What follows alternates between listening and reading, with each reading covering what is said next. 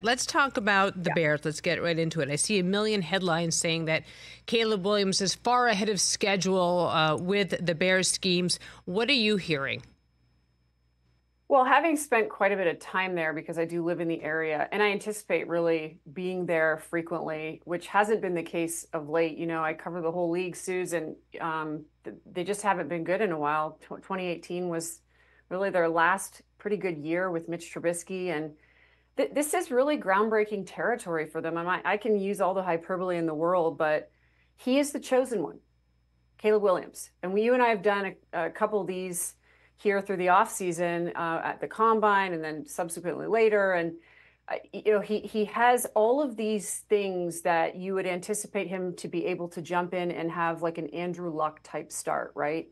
And really, that's been the comp most recently in terms of how good people think he can be. But people think he is next generation type talent.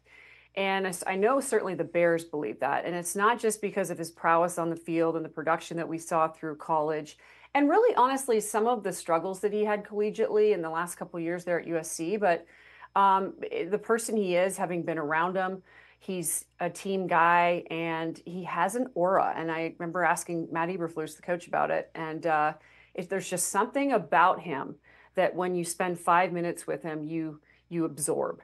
And that to me is confidence. And I certainly know that because they were so convicted, Susie, on Caleb Williams, after his 30 visit in Chicago, which was really the only one that he took and the only one they supported in terms of the quarterback position, he was given verbiage. He was given commands. His quarterbacks coach that he's been working with, was in collaboration with the Bears coaching staff and Shane Waldron, the new offensive coordinator.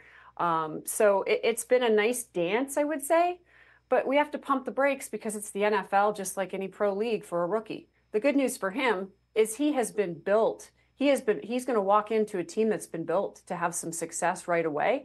I think about the Texans. I think about, CJ Stroud and Will Anderson joining that group with D'Amico Ryans a season ago. And I think that the way the roster is structured, really good defense, really bona fide receivers, and a pretty good backfield, an offensive line that has been retooled.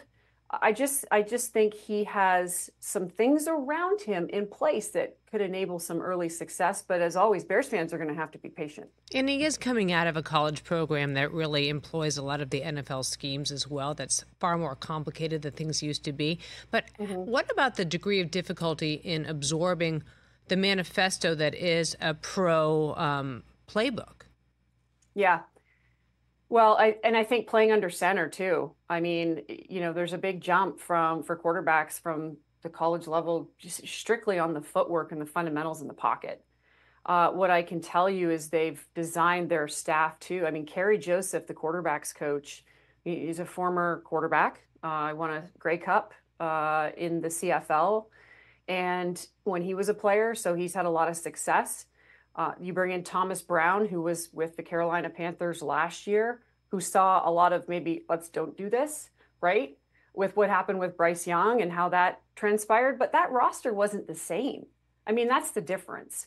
When you think about what he's walking into, he's got to figure out the footwork, but and sort of how they want the language to be delivered. And that's a big part of what's happening right now, Suze, is what is the language that you're comfortable with and how we call plays in this big, huge binder that you're going to get and that he's already received.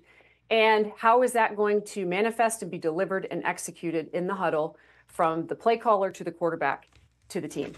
I think they're going to try to make it seamless and easy for him. But this process right now is all about figuring out that language to make him super comfortable. Catch the Rich Eisen Show every single day on the Roku channel, 12 to 3 Eastern, for free.